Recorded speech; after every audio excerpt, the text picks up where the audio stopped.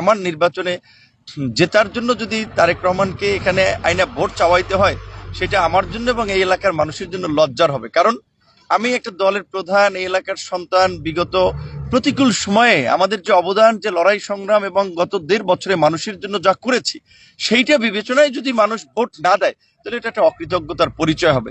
এবং আমি দৃঢ়ভাবে বিশ্বাস করি, আমি মানুষের চোখের মুখের ভাষা বুঝেছি, মানুষ আমাকে আপন করে নিয়েছে।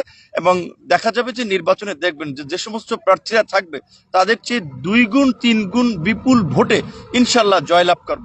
এবং আমার এলাকার মানুষের প্রতি সেই আস্থা বিশ্বাস আছে। বিএনপি এই আসনে প্রার্থী দেয়নি, তারা অফিসিয়ালি আমাকে সমর্থন দিয়েছে। কিন্তু অফিসিয়ালি সমর্থন দিলেও তাদের দলের একজন নেতা স্বতন্ত্রভাবে প্রার্থী হয়েছেন এবং দল তাকে বহিষ্কার করেছে।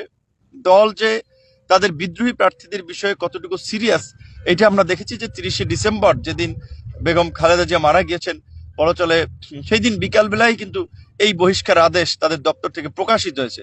সুতরাং তারা কোনোভাবেই এই দলীয় বিশৃঙ্খল কর্মকাণ্ডে যারা জড়িত, তাদেরকে প্রশ্রয় দিচ্ছেন না, এটা আমরা পরিষ্কার দেখতে পাচ্ছি। কিন্তু এটা ঠিক যে আমার উপজেলায় বিশেষ করে কমিটির যারা পদধারী নেতৃবৃন্দ আছেন, তারা ওইভাবে আমাকে সহযোগিতা করছেন না, বা আমার সাথে অনেকেই নাই। গুটি কয়েক নেতৃবৃন্দ আছে এবং সাবেক নেতারা আছেন। এটা আমি বিএনপির শীর্ষ নেতৃবৃন্দকে জানিয়েছি, তারা এই বিষয়ে পদক্ষেপ নেবেন বলে আমাকে আশ্বস্ত করেছেন। আগামীকালকে জনাব তারেক রহমানের সাথে আমার একটা সৌজন্য সাক্ষাৎ আছে, তো স্বাভাবিকভাবেই সেখানে আমরা এই কথাগুলো হয়তো বলবো। এবং আমার দৃঢ় বিশ্বাস যে যারা বিএনপি করে, বিএনপি তো ওই যে জিয়াউর রহমানের সেই বিখ্যাত উক্তির মতো, যে ব্যক্তির চেয়ে দল বড়, দলের চেয়ে দেশ বড়। সুতরাং এখানে ব্যক্তিগত কোনো নেতার পেছনে তারা গিয়ে তাদের পদ হারাবেন না এবং তারা দলীয় শৃঙ্খলা ভঙ্গ করবেন না। যেহেতু দল আমাকে সমর্থন দিয়েছে, আশা করি 2 দিন আগে এবং 2 দিন পরে বিএনপির নেতৃবৃন্দ আমার সাথে থাকবেন, সেই প্রত্যাশা রাখি।